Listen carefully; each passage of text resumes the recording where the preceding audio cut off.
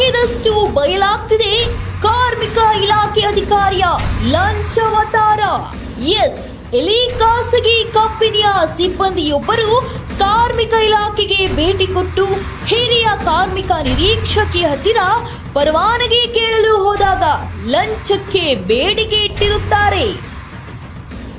ಹಾಗೆಯೇ ಸರಿಯಾಗಿ ಉತ್ತರಿಸದೆ ಕೆಲವೊಂದು ಉಡಾಫೆ ಉತ್ತರ ಕೊಟ್ಟು ಕಾರ್ಮಿಕ ಇಲಾಖೆಗೆ ಧಕ್ಕೆ ತರುವಂತಹ ಕೆಲಸ ಮಾಡಿದ್ದಾರೆ.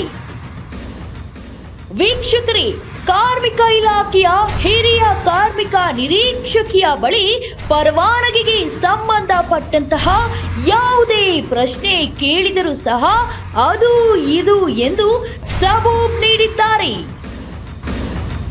ಕಾರ್ಮಿಕ ಇಲಾಖೆಯಲ್ಲಿ ನೀಡುವ ಪರವಾನಗಿಗಳಿಗೆ ಲಂಚದ ಬೇಡಿಕೆ ಇಟ್ಟು ಲಂಚ ಕೊಟ್ರೆ ಮಾತ್ರ ಯಾವುದೇ ದಾಖಲಾತಿಗಳನ್ನು ಪರಿಶೀಲನೆ ನಡೆಸದೆ ಅನುಮೋದನೆ ಕೊಟ್ಟು ಪರವಾನಗಿಯನ್ನ ಕೊಡುತ್ತಾರೆ.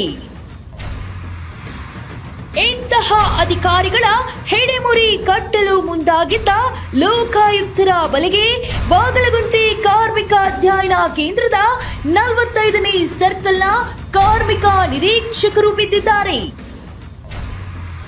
ಇನ್ನು ಇಂತಹ ಕಾರ್ಮಿಕ ಇಲಾಖೆಯ ಅಧಿಕಾರಿಗಳನ್ನು ಕೇಳುವವರು ಯಾರೂ ಇಲ್ವಾ ಅನ್ನೋ ಪ್ರಶ್ನೆ ಅಮಾಯಕರಲ್ಲಿ ಮೂಡುವಷ್ಟರಲ್ಲಿ ಲೋಕಾಯುಕ್ತರ ಬಲೆಗೆ ಬಿದ್ದಿದ್ದಾರೆ.